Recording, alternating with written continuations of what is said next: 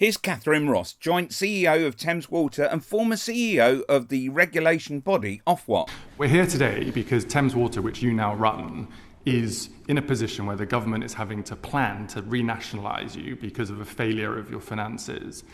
But you signed off as the chief executive of the regulator in 2014 for Macquarie to ramp up the debt from £3 billion to £10 billion, whilst taking out nearly £3 billion in dividends, often paying dividends higher than the profits the company made in particular years.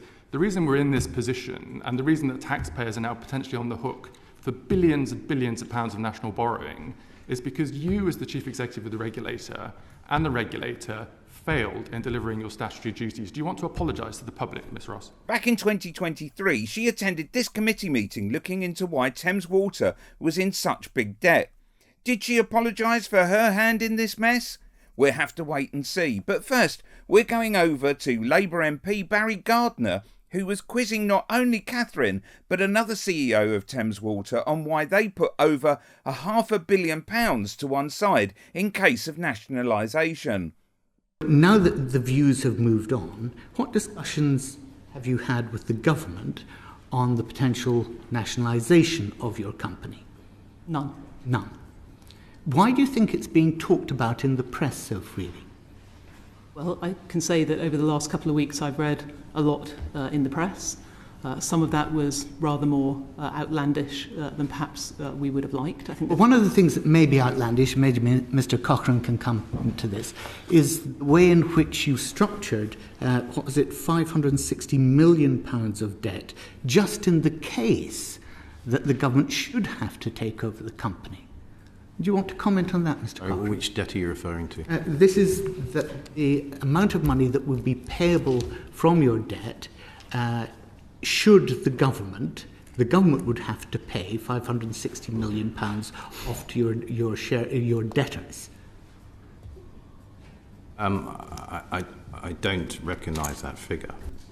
But my question is about the way in which you included a clause in a previous debt issue that would require the government to immediately pay off around £500 million of debt in the case of nationalisation. You don't recognise that clause? Don't recognise that clause, no. Okay. We're going to move on to Sir Adrian Montague, Chair of Thames Water, before we go back to see if Cathryn apologised. Yes, Sir Adrian. I was going to address your question on nationalisation.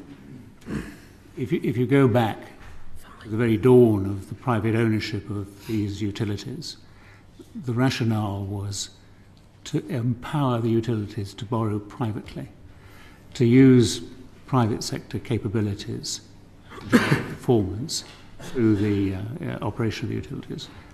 We say that we have much more to do in that area.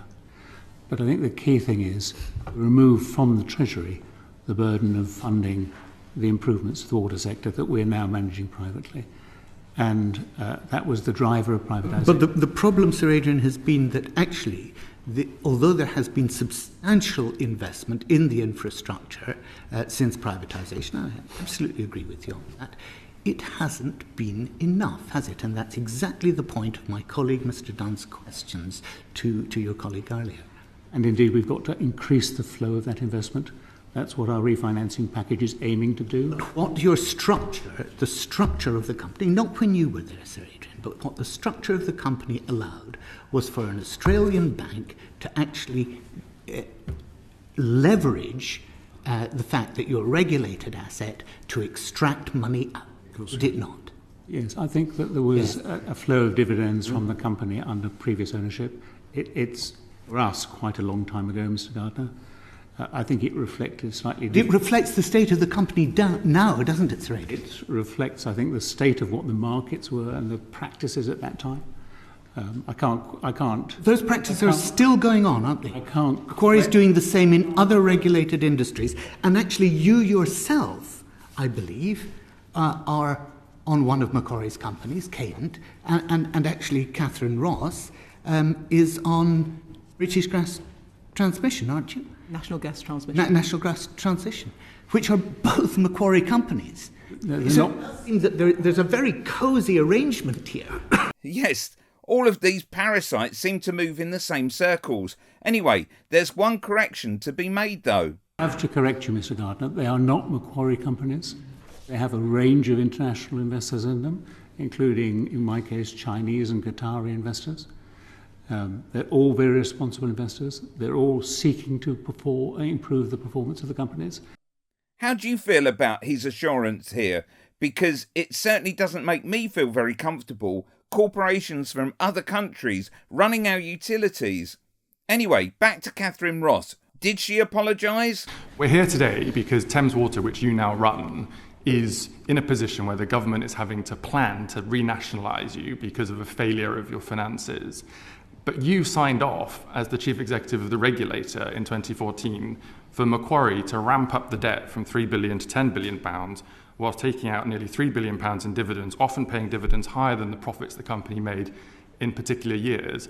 The reason we're in this position, and the reason that taxpayers are now potentially on the hook for billions and billions of pounds of national borrowing, is because you, as the chief executive of the regulator, and the regulator failed in delivering your statutory duties. Do you want to apologise to the public, Ms. Ross? Well, I don't accept that characterisation of Big shock.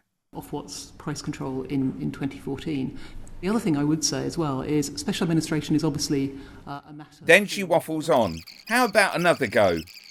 So, Ms. Ross, you just said in the 2014 price review you didn't accept that characterisation, but you've just admitted to the committee that you signed off the business plans that allowed Macquarie to increase the debt, which has got Thames Water into the position it's been in. The regulator facilitated this problem, didn't it? Let me clarify. So, in 2014, the Ofwat board, not just the Ofwat chief executive... And some more waffle. Ms. Ross, let me ask the question in a different way. Two of the statutory obligations of Ofwat, the water regulator, when it was set up, was one, to protect the interests of customers, and two, to make sure the privatised water companies could finance themselves. On both of those measures, are you seriously telling the committee today that you, as the chief executive of the regulator at the time, succeeded in delivering those statutory obligations in the context that you're before the committee today? Are you really saying that was a success? I think at the time, when I was at Ofwat, and I believe it to be true today, everybody at Ofwat takes their statutory duties incredibly seriously. What, did you perform them?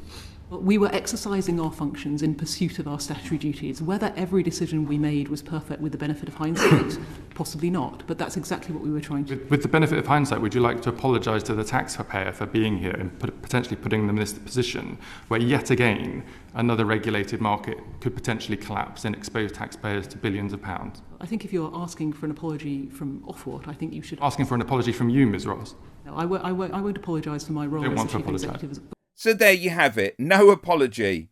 Click here for Mercer versus Hislop.